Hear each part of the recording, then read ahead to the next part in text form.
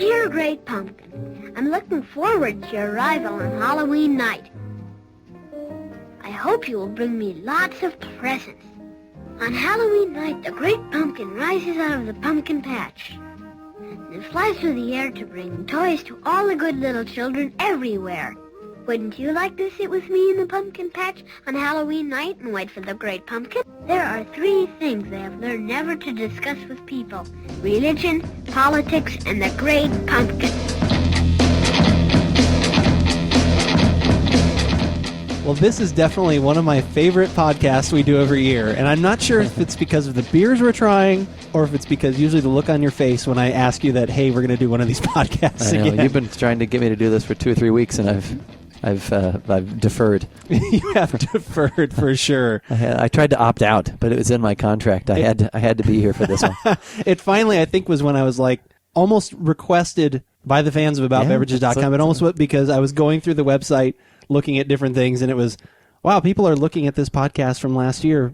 Keith, we need to do another one of these. I found some more. You're like, well, I don't know if I'm quite seasonal yet. And finally, I was like, Keith, it's October. I did have a little pumpkin ice cream yesterday, so that's helped me a little bit. So and things are cooling down here a little bit for Tucson. So I can see fall on the horizon. I can see October. October's one of my favorite months. So hey, why not? Here we are. It is time for the Seasonal Pumpkin Podcast. That's right. Time for this. Give it a shot. I'm Andrew. And I'm Keith, and we are AboutBeverages.com, and the beverages we are about today are going to be pumpkin-focused. That's right. So. We've got another 4-pack of pumpkin beers. We did this last year as well, so we have 3 new pumpkin beers and the returning champion. And the winner that we've chosen from last year, we still like our winner from the previous year. We did like that one, and yes. That one was different. Okay, so but he's retired. Yeah, that one's we're retiring. He's retired. Well, and people can go out and enjoy that one, and I mean, definitely feel free to listen to last year's podcast as well, because all of those beers are still available. Go to the archives at AboutBeverages.com. Those can be found. From 2 years ago, it was actually just a pumpkin beer that was thrown into a different podcast. We were doing fall into Oktoberfest, some autumn season beers, and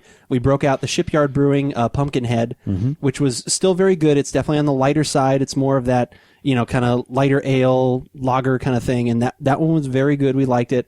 Last year, and the champion that is now this year is the Dogfish Pumpkin.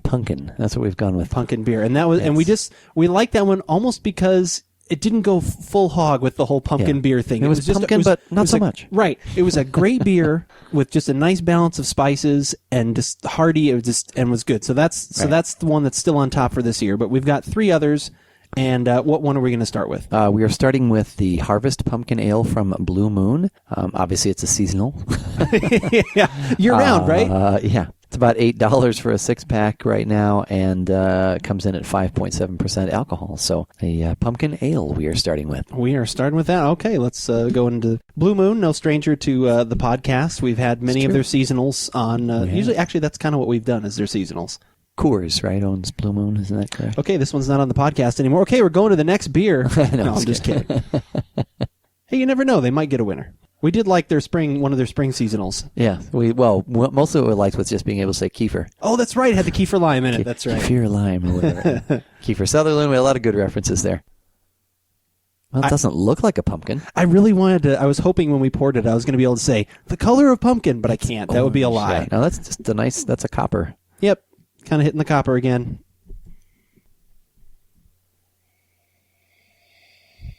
I got to search long and deep for any kind of spices in there. That's not necessarily a bad thing. Depends on your depends on your point of view. That's right. But I would agree with that assessment. Any pumpkin that's in there it's not jumping. It's not jumping pumpkin. It's not jumping pumpkin. And that will be my current nickname for the rest of the show. Jump the pumpkin? Jumping pumpkin. All right.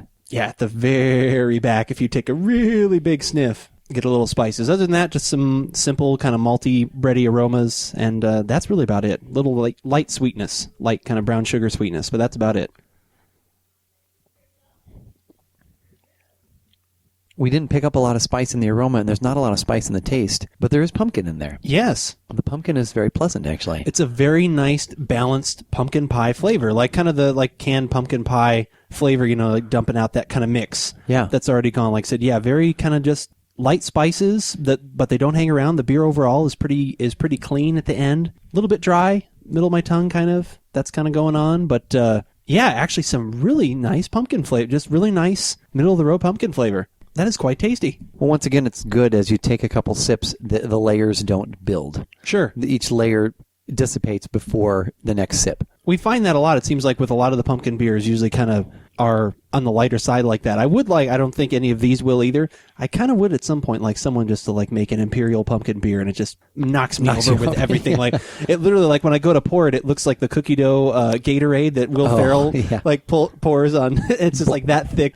For some reason, I always get in my head when I'm going to have a pumpkin beer, I always think there's going to be some more body.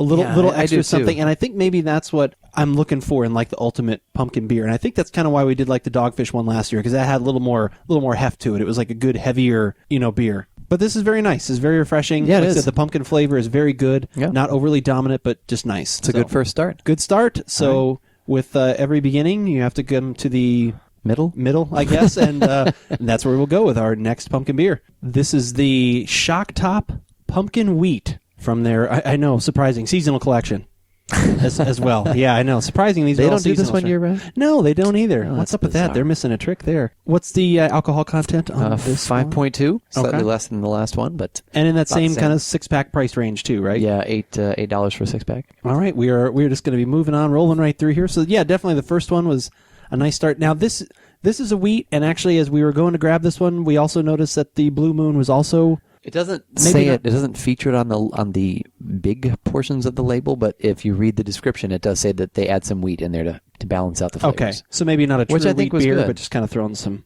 Yeah. little something in there. Okay, this one you can definitely tell is has gone the wheat cloudy route. Yep. This is a similar color, maybe a little more orangey. This might actually was be gonna getting say orange this might gold, actually yeah. be getting toward a pumpkin color, especially with the cloudiness kind of diffusing the colors in there. Okay, the spices are definitely The spices dominant here, are there, sir. yeah, little cloves. Yeah, definitely clove, allspice, nutmeg, little cinnamon. Yep, they're all there. Spice forward, as they would say. And when I say they, I mean me. Now, what would be funny is if this beer went the opposite way, like you taste it and you taste nothing. The last one was got a little nothing in the aroma and decent flavor. Something at the end of that, I guess it just could be the combination of spices. It's almost liquid soapy to me. It could be just the combination of spices together. I think but it's, something yeah. at the very end that kind of like lifts it up. That's Little fake or just a little I don't know detergent if it's taste? necessarily fake, but yeah, like liquid laundry soapy. I think it's just a spice. Like could be that. definitely that little, sometimes that allspice note at the end, especially muted Yeah. like that with other things. Yeah, that could be that.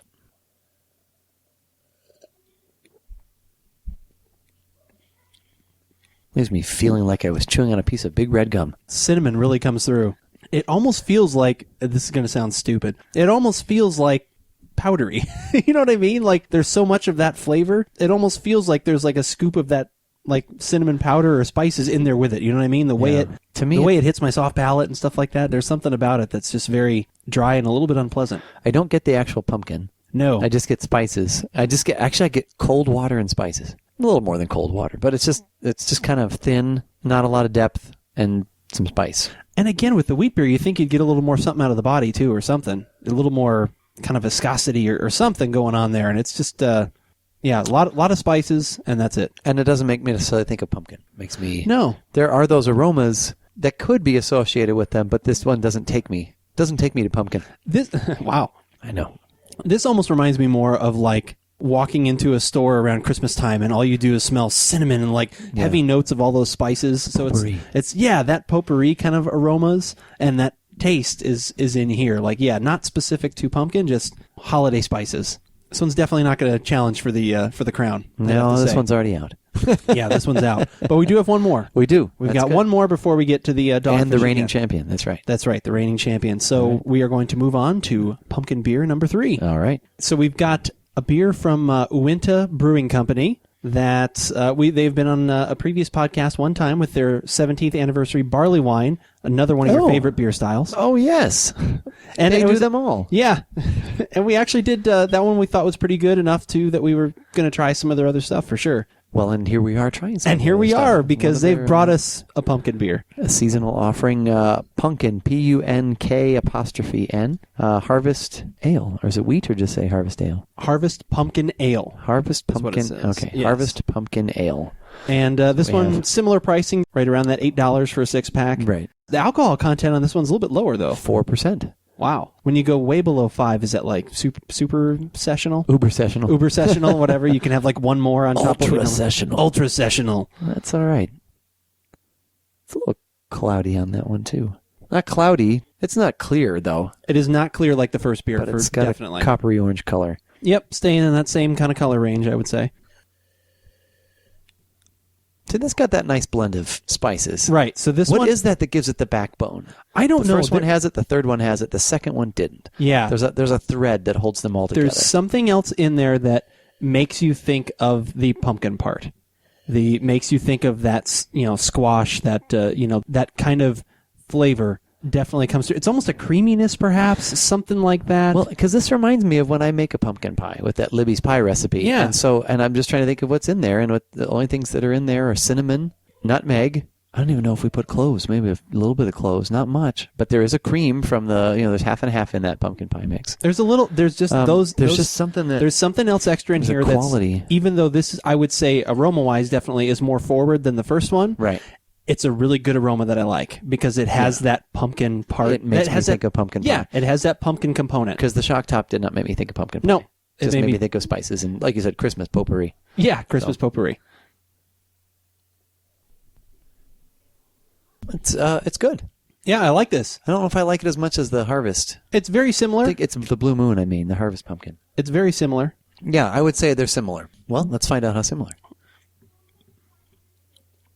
Well, the first one's pretty boring now compared to that one. I think there's a touch more body in the Uinta for sure, which is kind of what I'm looking for. There's just a little bit more of a layer of, I don't know, slick, kind of oily, something in there that's giving that a little bit more. I don't quite want to say bitter, but there's something like that going also on the back of my tongue a little bit, like a little bit of... Maybe because this is warmer, I think the Harvest, the Blue Moon, has more body. Really? I just did that, and I didn't think so.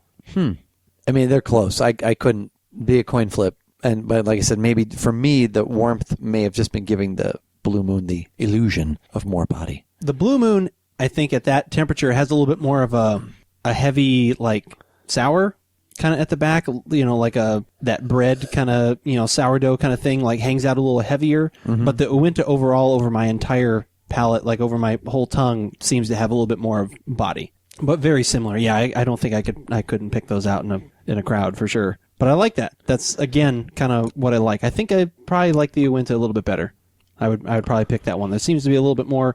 Actually, do you know what I do like about that? That one does have the aroma. I like the final flavor of the Blue Moon, and if both of those are about the same, I like that aroma also comes through. This gives you the aroma before you taste it. Yeah, so I like that better then. There's actually a note of beer in there at the very end, too. If you swirl it around a little bit and just... Yeah, okay. As opposed to like a pumpkin beer, there's a note of like beer in there at the end. But that's good. Yeah, no, I guess I hadn't thought about it that way. I still don't know if I feel that way about the body. Okay. But I hadn't thought about the fact that the tastes are very similar. Not exactly the same, but similar. And if you're going to look for something that has the whole pumpkin package, might as well have the aromas in the nose as you go to take a sip. So, yeah, I like the harmony of those two things. I mean, sometimes, that can be a nice surprise, but at the same time, like with this style of beer and this kind of seasonal thing, I like that both of those things match in the Uinta and taste very good. All right, I agree. So I guess then we're saying that our favorite of the new three then is the Uinta. I would have to say so. So that one is probably the one now that is going to be compared directly to